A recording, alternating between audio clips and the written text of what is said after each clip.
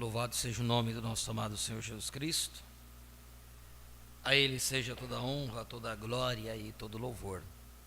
Agradecidos ao Senhor estamos pela noite de paz, de proteção que Ele nos concedeu e por esta oportunidade de poder nos conceder, de nos reunirmos numa manhã tão gloriosa como essa, para tão somente ouvirmos a Sua voz.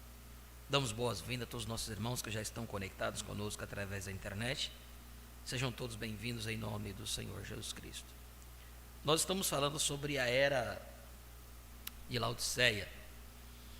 Nós entendemos e vimos, através dos estudos que temos adentrado, a cronologia de cada era, o tempo que ela desempenharia.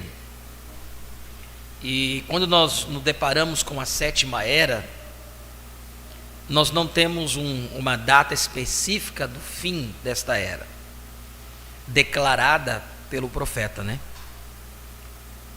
Onde nós podemos chegar a uma data propriamente que podemos dizer que a era terminou, porque olhamos para a palavra, para o cumprimento daquilo que o profeta havia dito, como que se daria isto. Nós sabemos que muitas coisas o profeta não falava declaradamente, como Jesus Cristo mesmo. Ele uma vez foi indagado pelos seus discípulos: mestre, por que fala por parábolas? Por que você não declara abertamente o que você quer dizer? Ele disse: porque a eles não foram concebidos a poder entender o que está sendo dito, mas para vocês sim. Então nós podemos entender que dentro da própria mensagem há parábolas. Eu estava conversando com o irmão Jailson esses dias, estava lembrando de uma passagem aqui, eu não me recordo o tema da mensagem, e eu não preparei isso para me falar sobre. Eu busquei outras coisas aqui que eu quero acrescentar nesta manhã, não acrescentar a palavra, mas acrescentar no estudo da palavra. Quando o profeta diz assim, que ele falava certas coisas para que as pessoas cegassem de uma vez e saíssem, e outros entendessem de uma vez e permanecessem. Era praticamente isso que o profeta diz. Ele diz: há coisas que dizemos propositalmente. Ele usou esta palavra, propositalmente, quer dizer, de propósito. Ele falava certas coisas para chocar as pessoas, e as pessoas saíam, diziam: não, isso não pode ser assim, e abandonavam. Mas era de proposital, ele fazia isto. Esta palavra ele usou, propositalmente, de propósito. Então, os mistérios contidos na palavra, todos os mistérios, não ficou nenhum para ser revelado. Quando muito se fala, porque era um homem ungido, agora é um povo ungido e tal, o ministério está na noiva, sim, eu creio nisto perfeitamente, mas não tem nada a ver com revelação da palavra. Não há nada que nós possamos acrescentar à revelação. Uma, porque a ordem dada por Deus é que Deus revelaria através de seu profeta. Ele não trabalha através de grupos de homens, de mentes diferentes. Não, ele só trabalha com um homem em todo o tempo. E nessa própria era de Laodiceia, ele nos diz isso, que nos dias da voz do sétimo anjo, ele diz: isso é singular. A voz do sétimo anjo é singular, né? Todos os mistérios seriam desvelados. Então eu creio piamente que todos os mistérios serão revelados. Agora, há muito que eu preciso entender, há muito que eu preciso receber esta revelação, e isso Deus só vai revelando à medida que vamos nos aproximando dele. A semente só pode ser amadurecida por completo quando ela permanece tempo suficiente na presença do sol, como acabamos de cantar. É a graça. Não é o que eu fiz, não é o que eu vou fazer, né? É o que a graça fez por mim, é o que Ele fez por nós. Então, até o tempo do amadurecimento,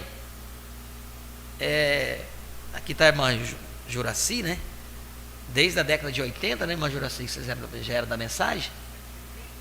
Desde a época de 74, 75, a irmã Juraci congrega conosco. Ela veio de uma família já bem de tempo dentro da mensagem. Mas Deus destinou ela a poder compreender isso agora, nesse tempo. Não é porque, às vezes podemos dizer assim, mas por que Ele não mostrou isso lá atrás? Tudo tinha um determinado tempo para todas as coisas. Esta semente, ela tinha que permanecer na presença do sol para poder ser amadurecida. Eu passei quantos e quantos anos, 27 anos da minha vida, num caminho, mais ou menos como que, crendo na mensagem, mas não crendo. Crendo e não crendo. Como que eu posso explicar isso para vocês? Nós criamos em parte da mensagem, não criamos na totalidade. A partir do momento, em 2007, que Deus começou a trabalhar conosco e nos mostrou que nós precisaríamos da totalidade da palavra, quando nós tomamos a totalidade da mensagem do profeta, nós vimos que aquilo que seguíamos era uma mentira, era algo que não servia para nós, era algo que não completaria a obra em nós, era algo que Ele não aperfeiçoaria, Ele não completaria a obra em nós através daquilo que nós criamos. Então, a partir de 2007, buscamos ali, no final de 2007, 5 de dezembro de 2007, a 7 de dezembro de 2007, onde nós nos paramos a tomar a totalidade da palavra. E olha só, eu vou dizer algo para vocês. Eu acho que eu já disse. Da onde nós viemos, havia-se um entendimento muito parecido desse que nós temos hoje. Muito. Já havia um entendimento muito parecido sobre isso. Porém, quando nós viemos para a palavra, vocês lembram da declaração que eu fiz ontem? Que até aquele que chega hoje, ele tem que passar lá atrás. Nós precisamos iniciar lá de trás. Nós precisamos vir e tudo. A única coisa que nós não precisamos foi ser batizados, porque nós já éramos batizados no nome do Senhor Jesus Cristo. Então nós não precisamos ser rebatizados, porque nós éramos batizados nas águas no nome do Senhor Jesus Cristo, assim como o profeta havia dito. Então não precisávamos passar. Agora, se tivéssemos sido batizados no nome de Pai, Filho e Espírito Santo, nós teríamos que ser batizados. Então, quando nós viemos, nós precisamos voltar lá atrás. Nós iniciamos lá na primeira, na segunda puxada. Quando foi em 2012, nós já começamos a entender o que era a abertura da palavra. Não foi através do grupo e do movimento que surgiu aqui no Brasil. Não foi. Surgiu um grupo muito forte em 2012, né? Eu nunca nem fui. Depois eu fui agora, por último. Estive junto com o companheirismo e tenho companheirismo com esses pastores. Mas não foi nenhum deles que trouxe a abertura da palavra para nós, aqui, nesse rincão, né, do nosso país. Mas foi através do próprio estudo da palavra, própria leitura da palavra, estudando. Desde nós iniciamos em 2007, irmãos, nós temos permanecido da mesma forma, sempre lendo a mensagem, sempre lendo. Não foi à toa que eu disse para vocês que já temos como que a terceira vez que estamos estudando o livro das eras. Não estou dizendo que nós já lemos muitas vezes aqui. Às vezes um tema que eu abarquei, eu tomava do livro e lia. Mas eu estou dizendo como a terceira vez que estudamos na leitura na íntegra, e comentando, e conversando, e entendendo, e Deus vai acrescentando para nós, como a terceira vez.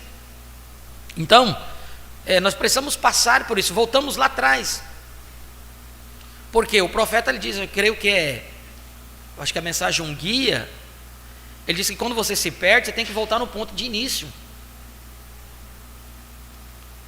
Para você se encontrar novamente, você tem que voltar no início.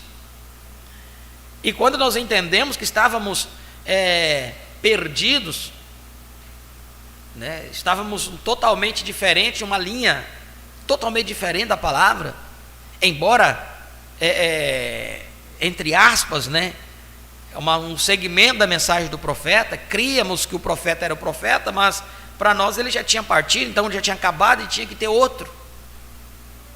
Então, nós precisamos voltar no princípio, tivemos que iniciar lá, resetar.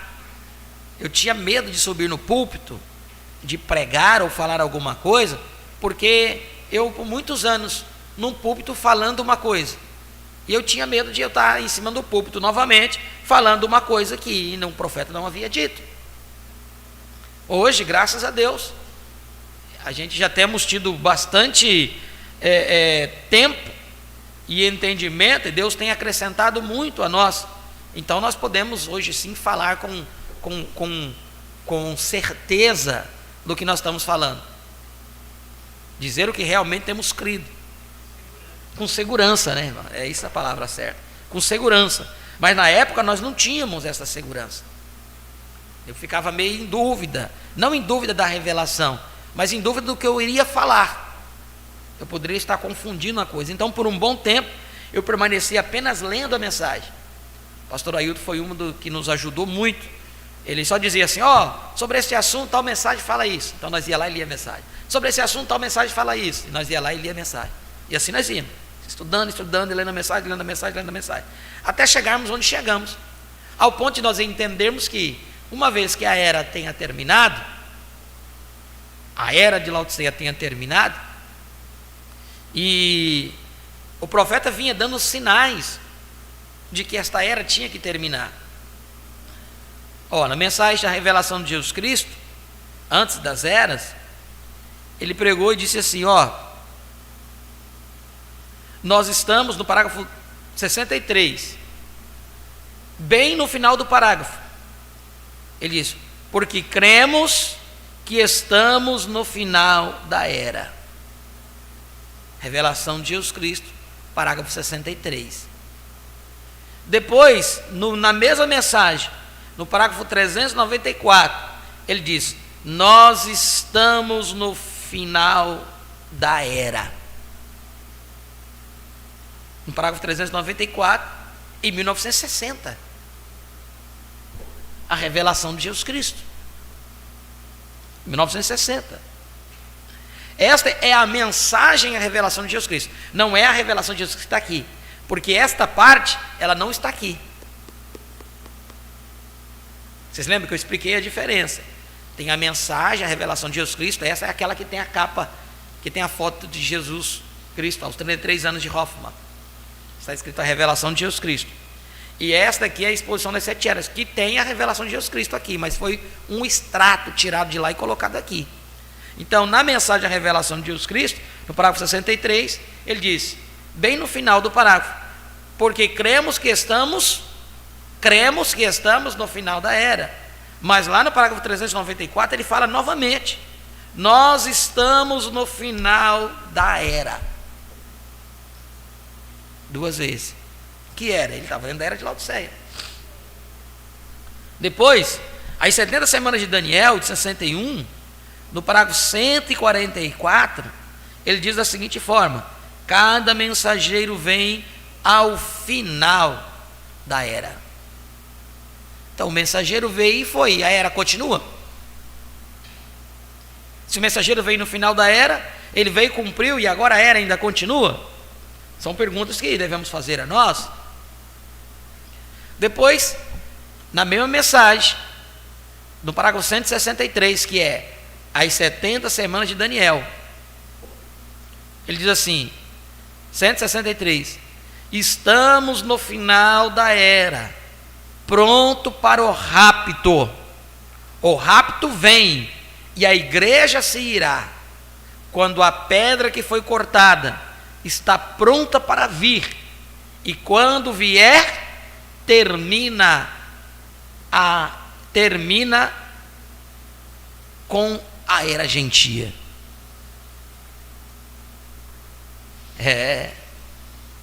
Está pronta para vir, e quando vier, termina com a era gentia. Parágrafo 163 da mensagem às 70 semanas de Daniel. Então a coisa já estava aí. O que nós precisávamos apenas era tomar a totalidade da palavra. Realmente entender, tomar posse daquilo que ele deu para nós. E a partir daí começar a buscar. E cada vez que nós buscamos, mais nos é revelado. Começar a buscar. E cada vez que nós buscamos, mais é revelado. Então, não há dúvida quanto a que realmente a era de Laodiceia tenha terminado. Não há dúvida quanto a isso. Isso está declarado. Declarado, está confirmado através da própria mensagem. Nós temos também a mensagem pondo-nos ao lado de Jesus, no parágrafo 58 a 63, essa mensagem é de 1962. Ele diz assim, agora, o que penso lá embaixo, se aquele anjo que disse aquelas palavras para mim, disse, como João Batista foi enviado para precursar a primeira vinda de Cristo, vem, sua mensagem, eu tinha que levar esta mensagem, e ela precursaria a segunda vinda de Cristo? Bem, se isto tem sido isto, então estamos muito, muito próximos, irmãos, por causa da hora, e a luz da mensagem está quase para acabar. E a luz da mensagem está quase para acabar. Você observou quando caiu o Pentecostes? Aqueles irmãos foram cheios do Pentecostes com o Espírito Santo. Isso não foi difícil em nenhum tempo, até que a mensagem começou a se tornar obscura e eles começaram a estabelecer igrejas para segurarem o forte para Cristo, esperando que ele viesse. Bem, esta mesma coisa está acontecendo hoje. Se a Escritura é verdadeira, eu restaurarei, diz o Senhor, tudo que alargar teu pulgão comeu. Agora, se aquilo é isto, se aquela é a mensagem, e Deus me perdoe, eu não sei, se isto é isto, então o tempo está à mão, realmente, porque a mensagem terminou. Que mensagem que terminou? Em 1962, que os selos estavam ainda por ser abertos. Será que o profeta estava equivocado? Não, o profeta não estava equivocado. O profeta não estava equivocado. Realmente, a mensagem da era de Laodiceia tinha acabado. Não tinha mais nada. Sai dela, povo meu, e não seja participante de suas imundícias. Na era de Laodiceia, o profeta diz, as 7 visões que foram profetizadas já se cumpriu. Não tem nenhuma para se cumprir. Até o grande terremoto que ele havia visto, isso ele diz, está lá, né, que nós lemos isso aqui, no início da era da igreja de Laodiceia. O grande terremoto foi em 1964. Não tirou a terra do eixo, mas estremeceu tudo. Em 1964, numa sexta-feira santa. Então, quando o profeta diz isto, porque as 7 visões se tinham cumprido para que ele pudesse vir. E ele veio, ele apareceu. Porque as eras tinham que ter terminado. Ele não poderia vir enquanto as eras ainda tivessem vigente. Estava lendo agora na era de Pérgamo, falando do eleito, do último. Enquanto ele não tivesse feito intercessão pelo último, ele não poderia se levantar do trono de intercessão. E ele se levantou para tomar o seu trono, porque ele havia feito a intercessão até pelo último. Por isso que a mensagem de almas que estão em prisão, o profeta disse, se é isto, então eu estou pregando aos perdidos. Algo grande aí, irmãos. Ele disse que Jesus Cristo foi lá pregar as almas que estavam encarceradas, as almas que estavam em prisão, não para a salvação. Qual foi a alma que Jesus salvou lá do tempo de Noé? Quando ele desceu lá ao inferno, estavam aprisionados do inferno. Quem foi que Jesus libertou lá do inferno? Ninguém. Mas ele foi lá para testificar que eles estavam ali porque eles foram desobedientes. Então, irmãos, algo muito mais. Eu entendo tudo? Eu não entendo tudo. Mas quando nós começamos, os nossos olhos começam a se abrir para isso, começa a trazer temor para nós. Qual é realmente o tempo que nós estamos vivendo? Qual é realmente o tempo que nós estamos vivendo? Onde nos encaixamos no programa divino? Então não tem como, irmãos, com o que temos recebido, tornar atrás. Não temos. Não há mais. O que nós precisamos apenas é permanecer na presença do sol, para que esta semente venha a total amadurecimento. É isso. Lembre-se, essa semente não vai apodrecer de madura. Não. Ela vai amadurecer no momento certo. Será recolhida no momento certo e utilizada por Cristo no momento certo. Que o Senhor abençoe a sua palavra em nossos corações. Vamos ficar de pé.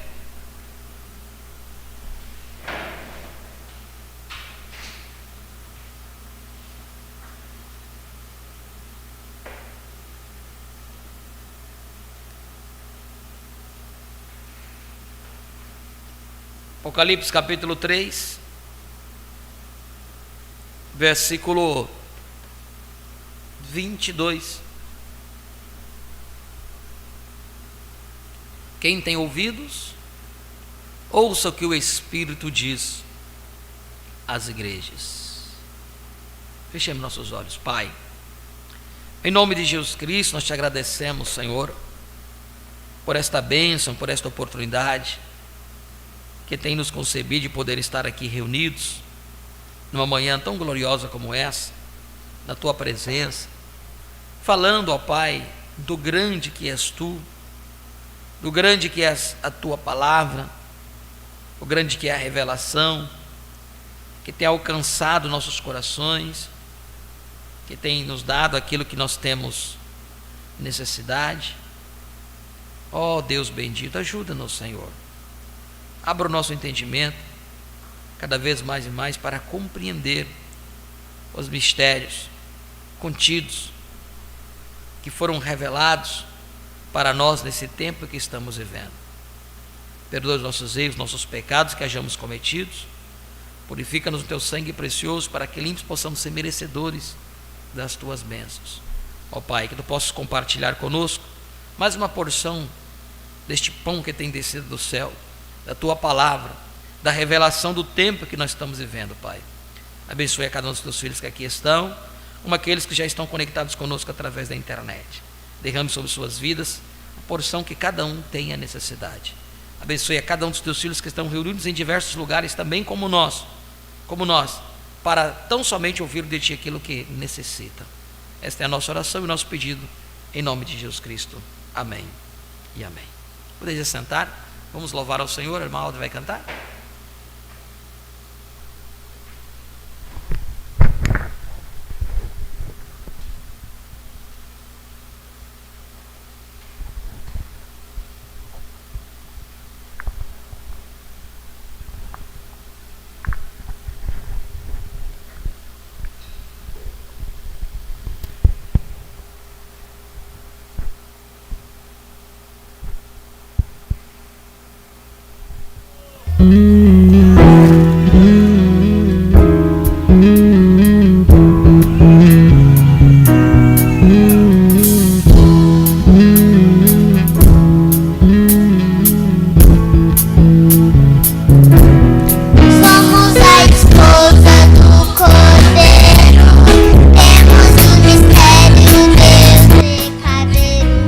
Somos a revelação da palavra e somos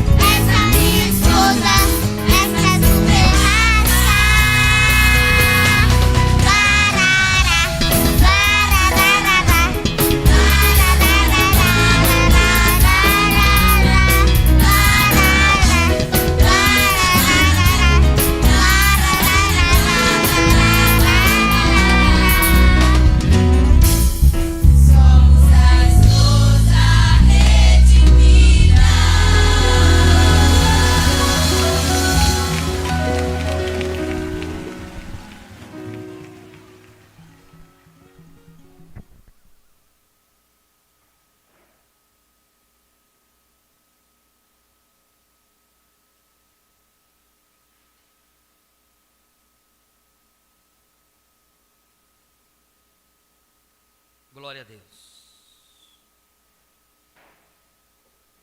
Nós queremos falar agora sobre a era de Laodiceia ainda, dentro dela, porque logo após, quando encerra esse capítulo da era de Laodiceia, entra o resumo das 7 eras. Nós vimos, o profeta na mensagem Testemunha de uma Verdadeira Testemunha, ele disse que é necessário 2 ou 3 testemunhas para que o assunto fique confirmado. 2 ou 3 testemunhas. Quando você encontra algo na mensagem uma única vez, você deve atentar para aquilo, buscar, né, a confirmação. E o profeta disse que precisa de 2 ou 3 testemunhas para que aquilo fique realmente estabelecido, né, como um ensinamento. O profeta disse que a advertência é uma advertência aqui na terra, é um profeta. A advertência de Deus na terra,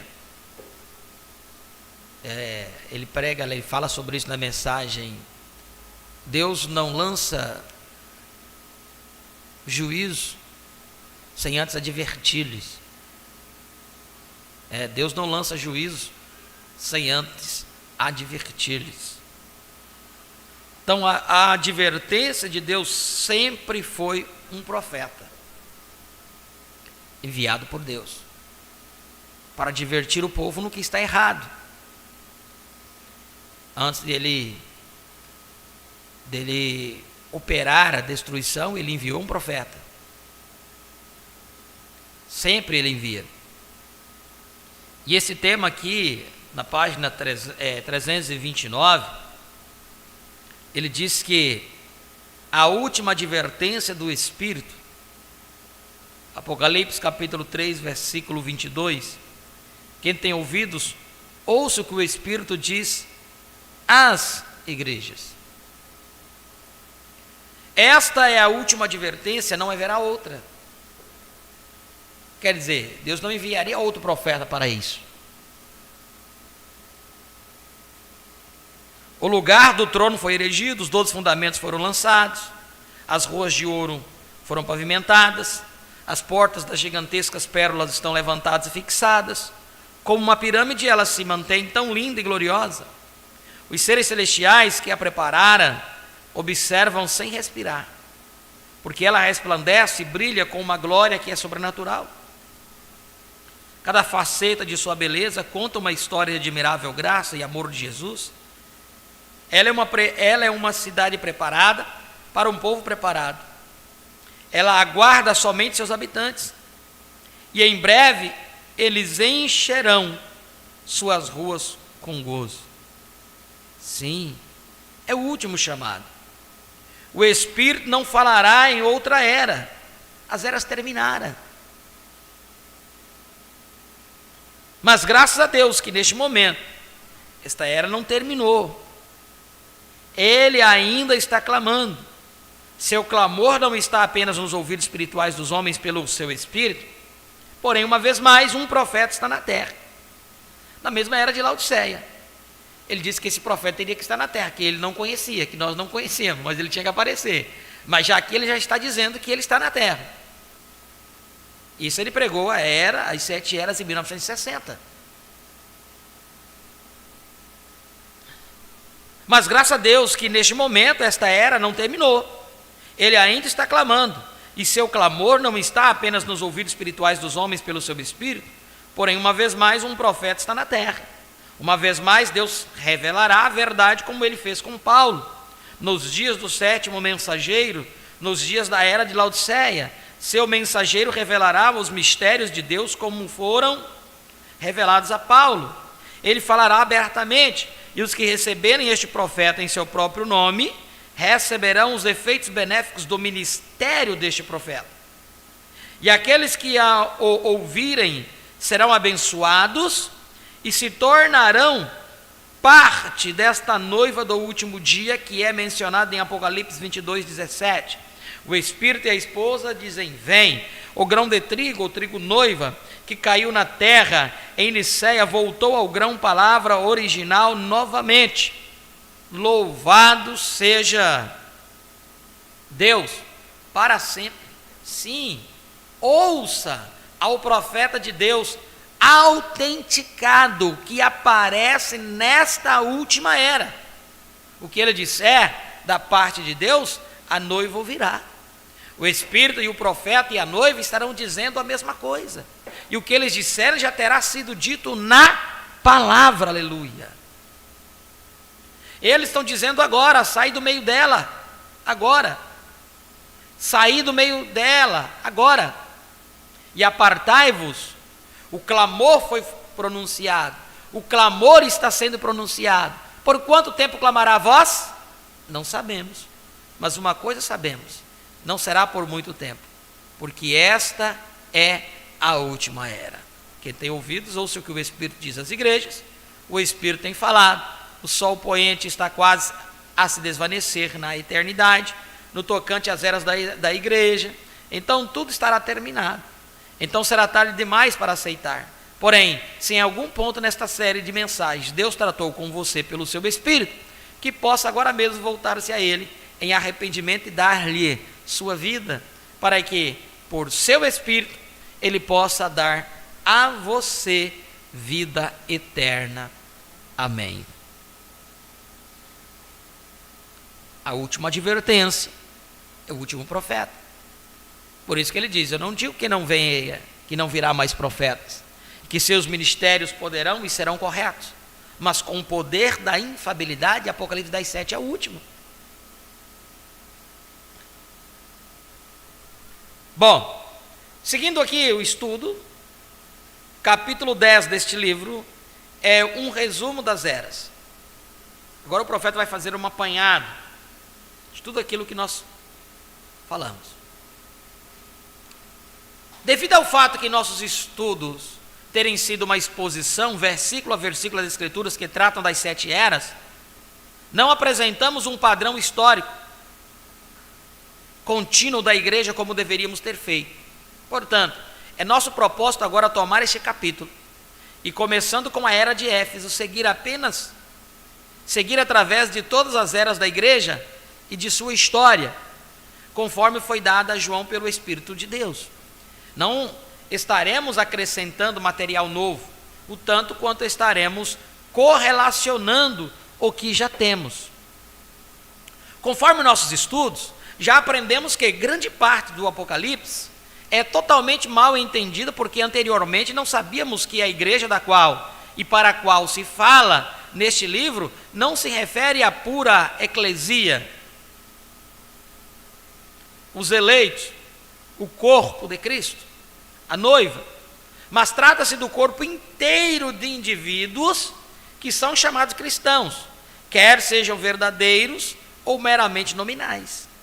Assim como nem todo Israel é Israel, assim também nem todo cristão é cristão. Deste modo, aprendemos que a igreja é constituída de duas vinhas, a verdadeira e a falsa. As duas vinhas são movidas por duas espécies de espíritos. Uma tem o Espírito Santo, enquanto a outra é dotada do Espírito de Cristo.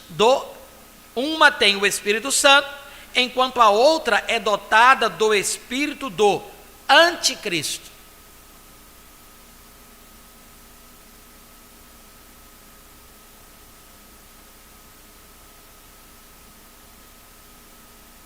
É isso mesmo.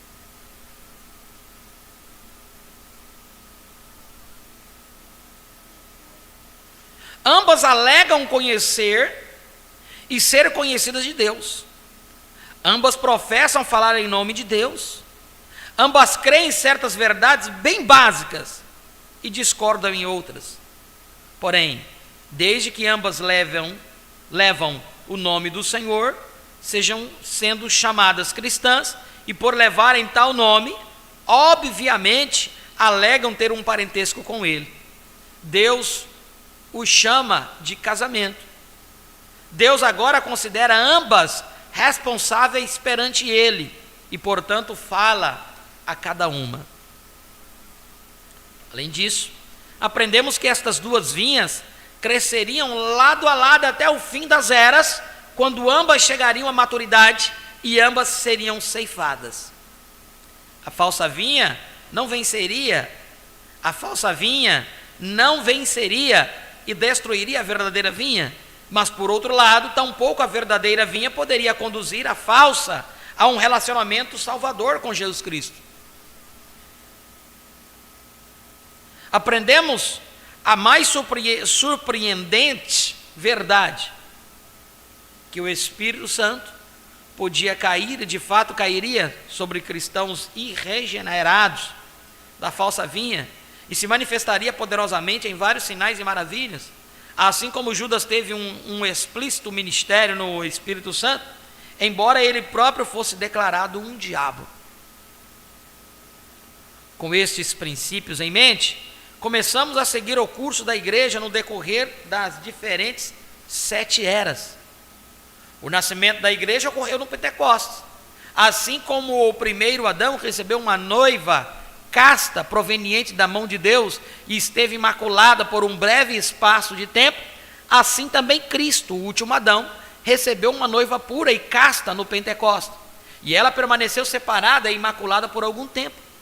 Quanto aos outros, ninguém ousava ajuntar-se com eles. Atos 5:17. Todos os dias acrescentava o Senhor à igreja aqueles que haviam de salvar. Atos 2.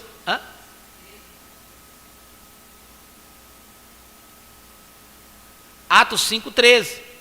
E todos os dias acrescentava o Senhor à igreja aqueles que se haviam de salvar. Atos 2:47.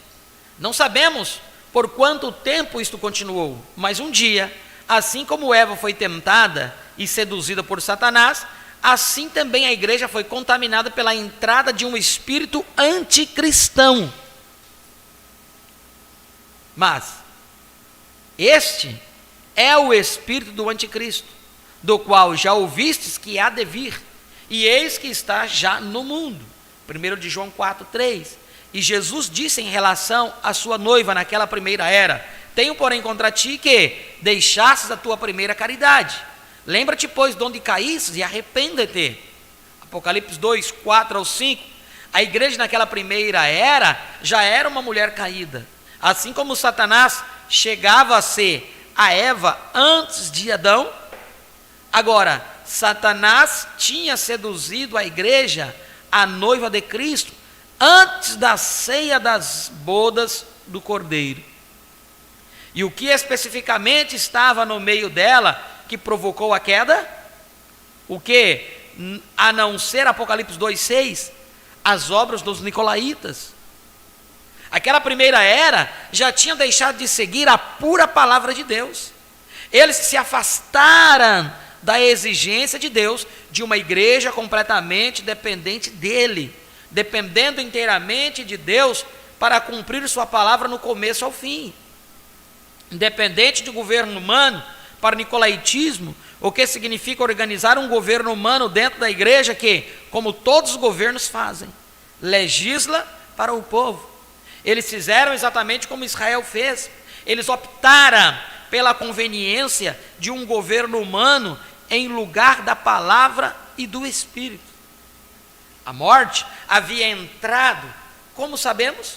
Não estamos ouvindo a voz do Espírito, alçada naquela primeira era para todos que ouvirem, porquanto ele anuncia: ao que vencer, dar-lhe-ei a comer da árvore da vida, que está no meio do paraíso de Deus. A igreja já tinha absorvido muito da árvore da morte, ou a falsa vinha denominacional, cujo fim é o lago de fogo. Porém, agora não há nenhum querubim como espada inflamada para guardar a árvore da vida. Deus agora não se afasta do meio da igreja, como ele afastou-se do Éden. Oh, não! Ele estará sempre no meio de sua igreja até a era final. E até este tempo, ele chama a todos para virem. Agora, por favor, sejamos cuidadosos aqui. Esta mensagem ao anjo da igreja que está em Éfeso não é uma mensagem para a própria igreja local de Éfeso. É uma mensagem para a era. Aquela era tinha em si semente da verdade e a semente do erro, exatamente como foi exposto na parábola do trigo e do joio. As eras da igreja são o campo e nele existe trigo e joio. A falsa igreja se organizou, humanizou o governo e a palavra e combateu o verdadeiro cristão. O joio sempre se desenvolve com mais vigor que o trigo ou qualquer outra planta cultivada. A igreja joio cresceu rapidamente nesta primeira era, mas a igreja trigo estava florescendo também. Perto do fim da primeira era, as obras dos nicolaítas estavam florescendo nas igrejas locais da falsa vinha, com crescentes tentativas de espalhar sua influência para além do seu próprio corpo. Sua influência foi sentida sobre a verdadeira igreja, porque homens como o venerável Policarpo estavam denominando-se bispos com uma atribuição a este título que não lhe era inerente, de acordo com a palavra.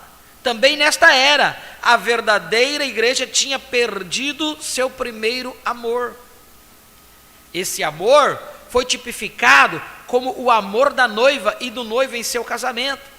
E nos primeiros anos de vida conjugal, houve um esfriamento desse completo amor e abandono a Deus. Mas note,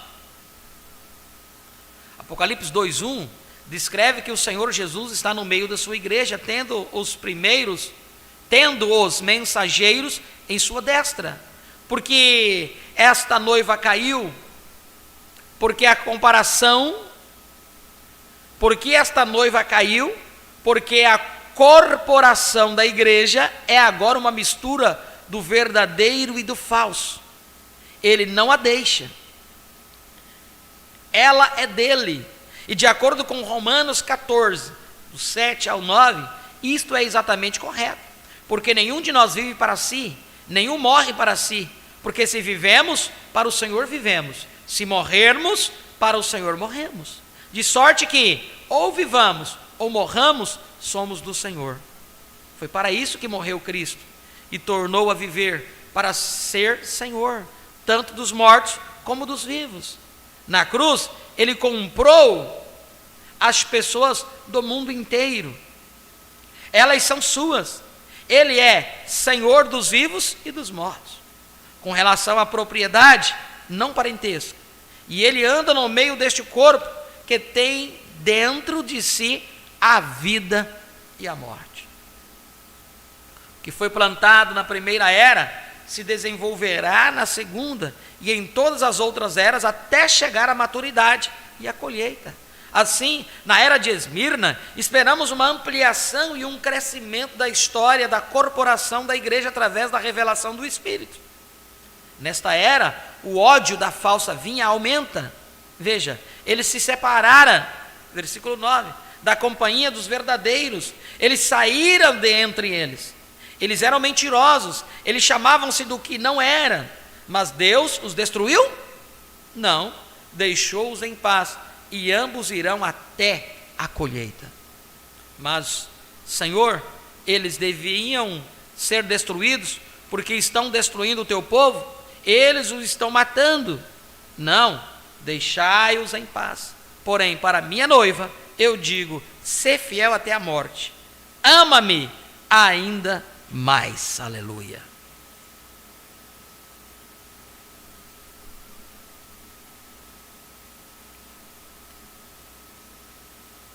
Aprendemos em termos indiscutíveis que esta falsa vinha é a vinha de Satanás. Seu ajuntamento é dele, Satanás. Eles se reúnem no nome de Deus e mentem que são de Cristo. Eles pregam, ensinam, batizam, participam de vários ritos dados por Cristo à igreja. Todavia não são de Deus. Mas por que dizem que são? Deus os considera responsáveis e em cada era fala deles e a eles. Eles nos fazem lembrar exatamente de Balaão. Ele tinha o ofício profético. Ele sabia a maneira adequada de se aproximar de Deus, como demonstrado no sacrifício dos animais limpos. Todavia, ele não era um verdadeiro profeta da palavra. Porque quando Deus falou-lhe para não ir honrar Balaque com sua presença, mesmo assim ele procurou ir, pois estava motivado por sua ânsia de ouro e prestígio. Portanto, Deus o deixou ir. A vontade perfeita de Deus deu lugar à vontade permissiva de Deus por causa do desejo de coração de Balaão. Deus realmente disse: vá em frente. Mudou Deus de ideia? Não, Senhor. Deus fez o que queria, independente da ida de Balaão. Balaão não anulou a vontade de Deus. Deus, mesmo assim, fez o que queria. Balaão é quem foi o perdedor, pois ele se desviou da palavra. E hoje nós temos a mesmíssima coisa: mulheres pregadoras, organização, falsa doutrina e etc. E pessoas adorando a Deus, manifestando-se no Espírito e agindo exatamente como fez Balaão, alegando que Deus lhe falou, mesmo quando a comissão recebida é contrária à palavra revelada. E eu não negarei que Deus lhes falou. Porém, foi exatamente como quando ele falou a Balaão aquela segunda vez. Assim como ele sabia que Balaão queria o desejo de seu próprio coração acima da palavra, ele o concedeu. Não obstante, sempre no fim impondo sua própria vontade. Assim também hoje, Deus fala às pessoas para irem adiante nos desejos de seus próprios corações, porque já rejeitaram a palavra. Porém, mesmo assim, a vontade de Deus será realizada. Amém. Espero que você veja isto. Isso não somente esclarecerá muito do que é visto em todas as eras, porém ajudará especialmente nesta última era, que tem tanta manifestação e bênçãos externas, embora toda ela esteja tão contra a vontade de Deus, revelada pela palavra. Se alguma era já recebeu uma mensagem forte e clara, esta era esta. Foi e é a verdade do Velho Testamento. O filho da escrava afligirá o filho da livre, até que o filho da escrava seja lançado fora. Isso nos deixa saber que o ódio e a blasfêmia de Satanás contra o verdadeiro cristão serão manifestados através de um grupo de falsos cristãos nominais. E isto crescerá até que Deus desarraigue esta falsa vinha no fim da era de Laodiceia. A terceira era revelou pelo espírito de profecia que a era mundana adotaria o nicolaítismo como uma doutrina. A separação entre o clero e os leigos cresceu desde a verdade. Todos eles se reuniram. Espera um pouquinho, irmãos. Probleminha aqui.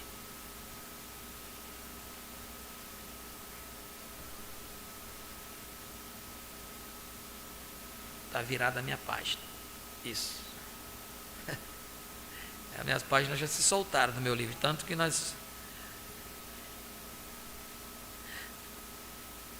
A separação entre o clero e os leigos cresceu desde a verdade bíblica dos anciãos, pastores de rebanhos locais, guiando o rebanho pela palavra, até as obras dos nicolaítas, em que o clero se organizou em níveis hierárquicos, um sobre o outro, cuja fórmula não escriturística então evoluiu para um sacerdócio que colocou o clero entre o homem e Deus, concedendo ao clero certos direitos e sempre negando aos leigos seus direitos dados por Deus. Isso foi usurpação. Nesta era, tornou-se uma doutrina, foi estabelecida na igreja como a assegurada palavra de Deus, a qual na verdade não era, mas o clero a chamou de palavra de Deus e portanto a doutrina foi anticristã. Aqui, irmãos, nós vemos como que Satanás adentrou aí, a partir da terceira era, com a instituição do clero. O que é clero? São os líderes, bispo, arcebispo, todo esse tipo. Lógico, quando nós falamos da igreja católica, há vários níveis, há vários níveis do catolicismo ali de clero. Mas quando nós olhamos para o protestantismo, não, também tem os mesmos tipos. Pode-se que não seja com o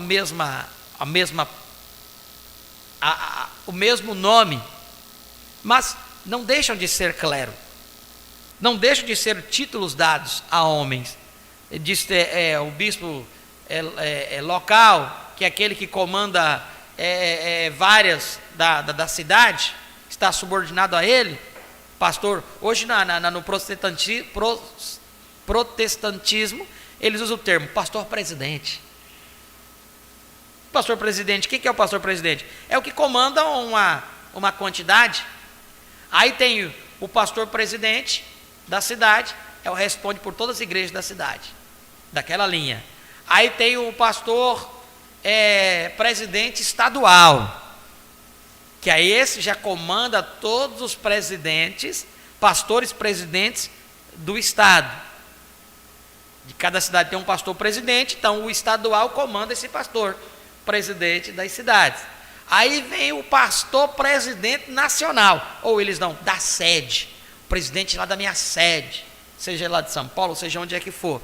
Dali é o presidente que comanda todos os presidentes estaduais, que comanda todos os presidentes das cidades, que comanda as igrejas, os pastores das igrejas. Então, tudo isso é o clero. O que o pastor lá? E enquanto o povo é subjugado a essa hierarquia. Aí daquele que fala alguma coisa contra.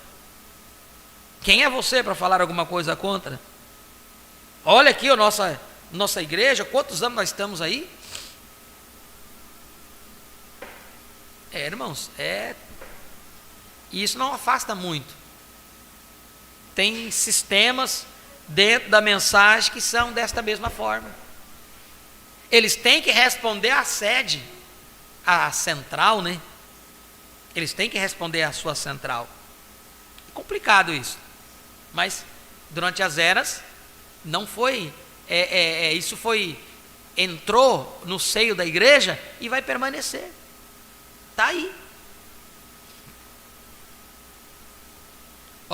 A separação entre o clero e os leigos cresceu desde a verdade bíblica dos anciãos, pastores de rebanhos locais, guiando o rebanho pela palavra, até as obras dos nicolaítas, em que o clero se organizou em níveis hierárquicos, um sobre o outro, cuja fórmula não escriturística, então evoluiu para um sacerdócio que colocou o clero entre o homem e Deus, concedendo ao clero certos direitos, e sempre negando aos leigos seus direitos dados por Deus.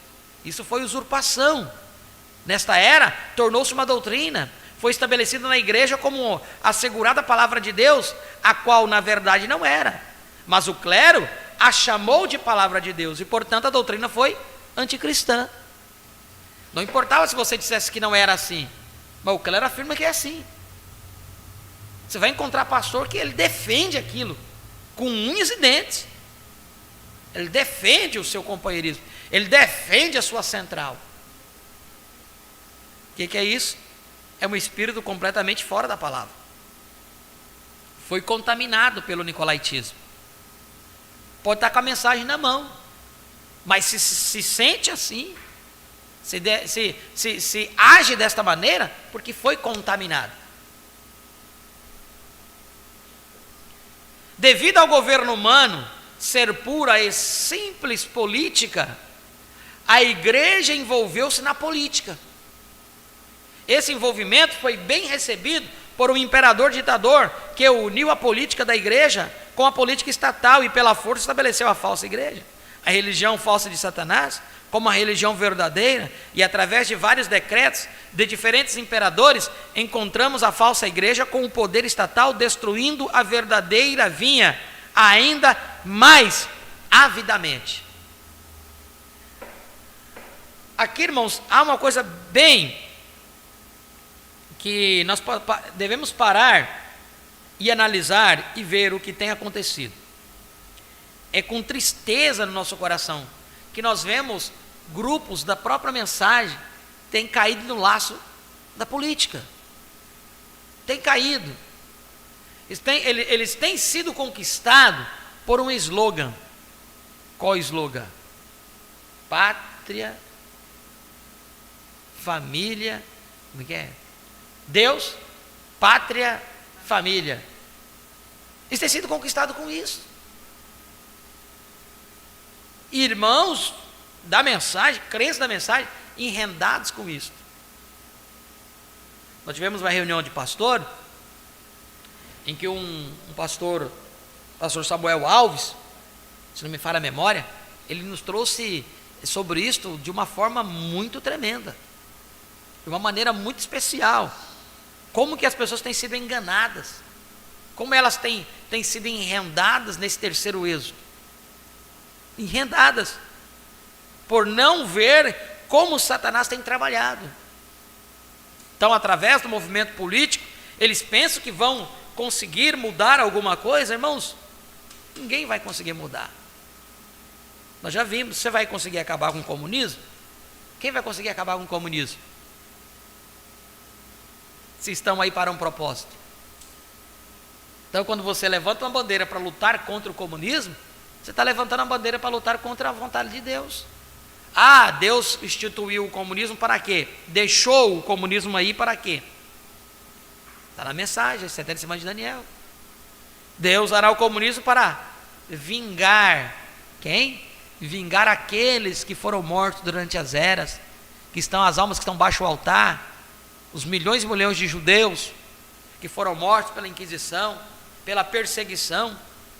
Está lá em 70 semanas de Daniel, o profeta diz: Deus hará o comunismo para lançar uma bomba na grande meretriz.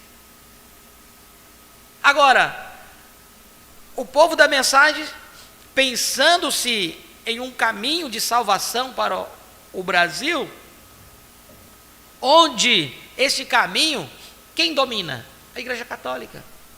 Os protestantes unidos com o catolicismo por uma pauta política, né?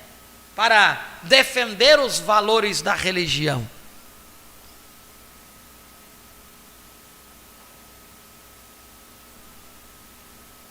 Aí o profeta vem e diz aqui, ó: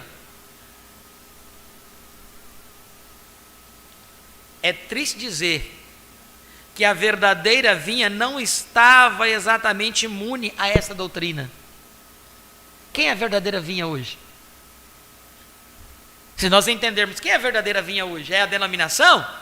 Não, é os crentes da mensagem, os crentes do tempo final. Aí. Hoje, quem é a verdadeira vinha? É quem tem crido na palavra, no processo, na mensagem da voz do sétimo anjo. Esta é a verdadeira vinha. Mas olha o que o profeta diz aqui: é triste dizer que a verdadeira vinha não estava exatamente imune a esta doutrina. Ele já estava prevendo isso, que aconteceria. Isso aqui é tremendo, irmãos.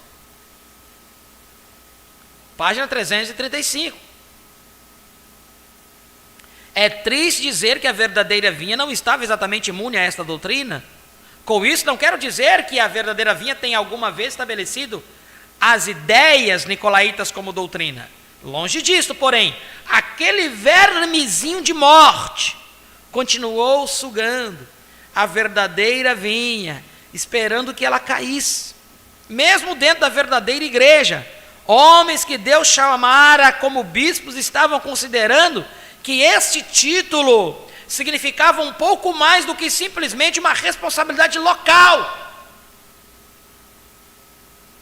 A Escritura diz que o bispo, ele tinha uma responsabilidade local. E quem eram os bispos? Na igreja protestante lá atrás, na igreja apostólica, eram homens anciãos, firmados na fé, posicionados, eram colunas.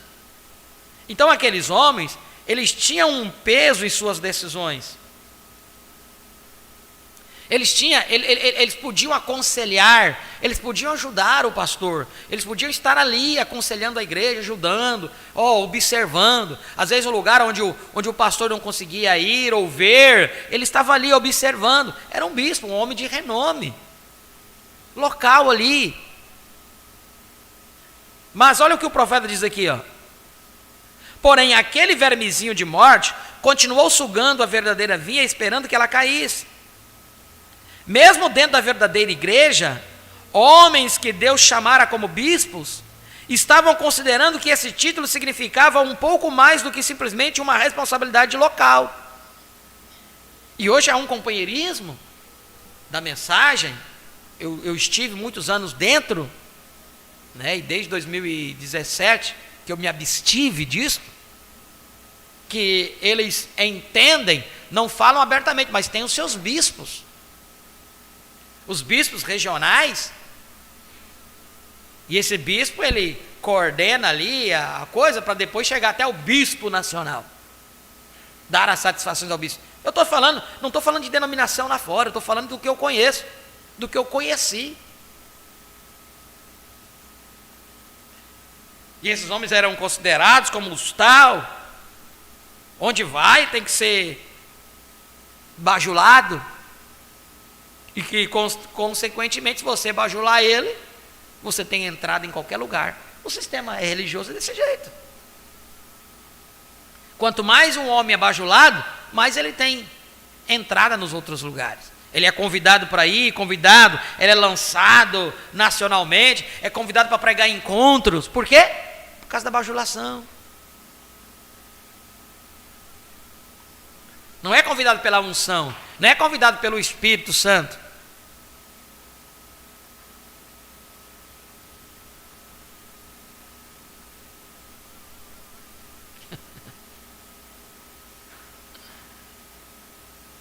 Irmãos, não é fácil não.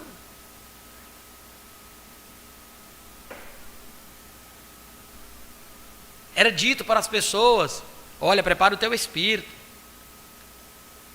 você pode ser usado. Ai de você chegasse lá falar alguma coisa, você levava a cacetada na cabeça até.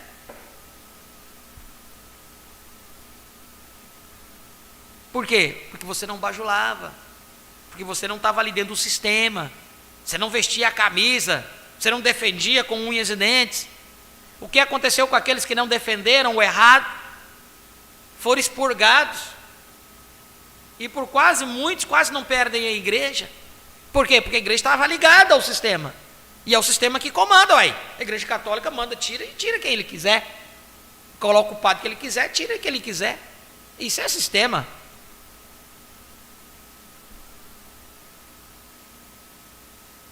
Mesmo dentro da verdadeira igreja, homens que Deus chamara como bispos estavam considerando que esse título significava um pouco mais do que simplesmente uma responsabilidade local.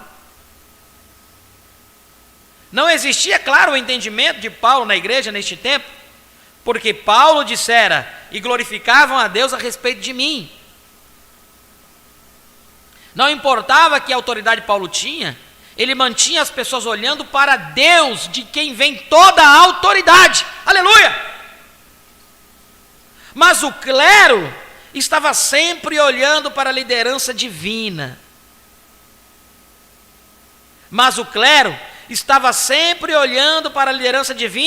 Mas mais a humana. E assim, ao dar honra onde a honra não era devida, encontramos que a verdadeira igreja foi manchada pelo humanismo, com o nicolaítismo estabelecido, sucessão apostólica. Hoje tem outro apóstolo, né?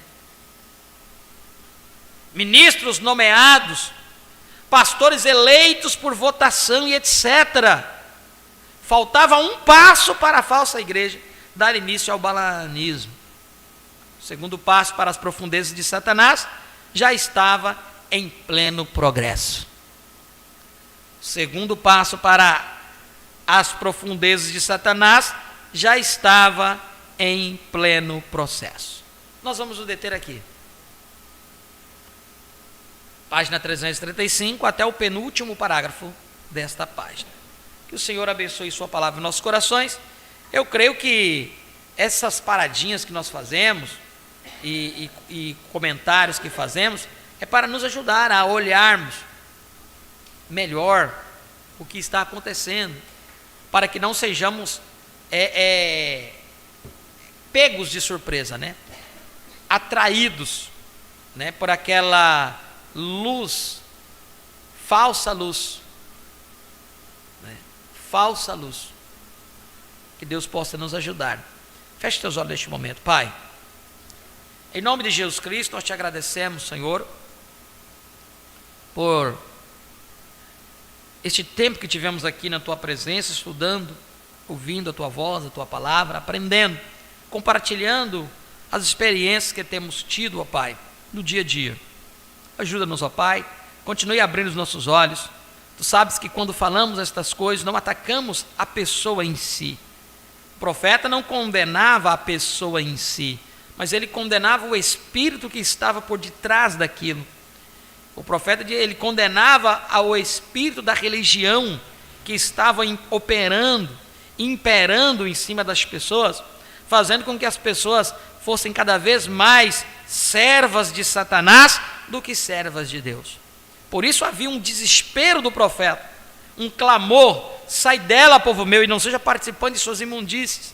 Ó Deus, ajuda-nos, ó Pai, que este clamor possa ser bradado aos quatro cantos desta terra, para o verdadeiro eleito não ser contaminado com essas coisas, com esse espírito religioso, com esse espírito denominacional. Ajuda-nos, ó Pai.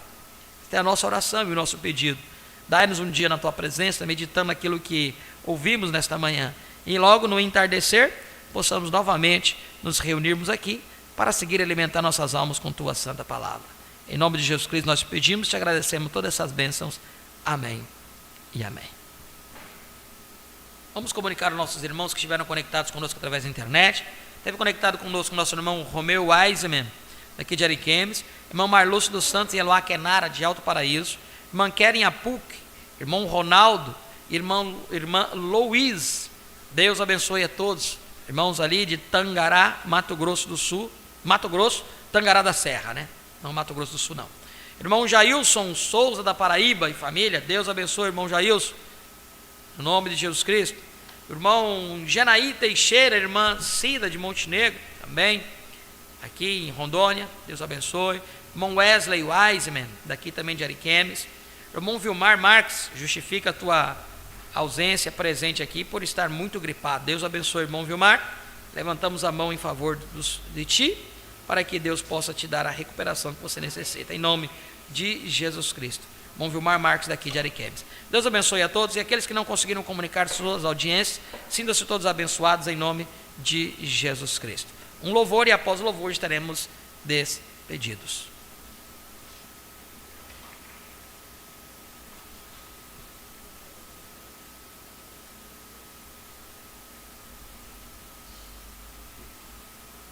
Glória a Deus.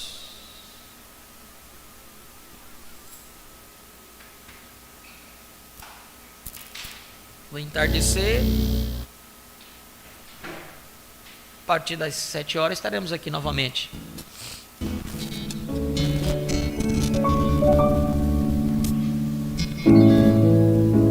Olhando para Cristo, pude ver em sua palavra, o noivo está aqui, atrás de sua noiva amada. Para casa agora eu vou, com ele vou morar, pois o meu Senhor em uma nuvem veio revelar, abriu os 7 selos e mudou toda a história, deu para sua noiva o poder de sua glória. Ele está aqui e os pés dela está usando. Creia, meu irmão, você faz parte deste plano.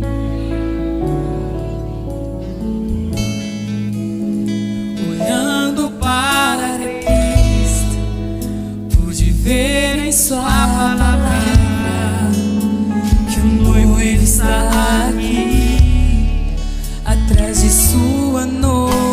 amada, pra casa agora eu vou, com Ele vou morar, pois o meu Senhor em uma nuvem veio revelar, abriu os 7 selos e mudou toda a história, deu pra sua noiva o poder de sua glória. Ele está aqui e os pés dela está usando. Creia, meu irmão, este foi sempre o grande plano. E a noiva vai passar outra vez, marchando agora em perfeito amor. Os trovões soaram em 63, trazendo as vestimentas para a noiva do Senhor. Abriu os 7 selos e mudou a minha história, mostrou um novo nome e o mover de sua glória. Está aqui e os meus pés estão usando. Creia, meu irmão, você faz parte desse plano. Olhe, o noiva vai passar outra vez, marchando agora em perfeito amor. Os trovões soaram em 63, trazendo as vestimentas para a noiva do Senhor. Olhe, o noivo, ele está aqui, falando agora em seu coração. Se apronte, é hora de partir. Venha para a luz, saia desta escuridão. Venha para a luz, saia desta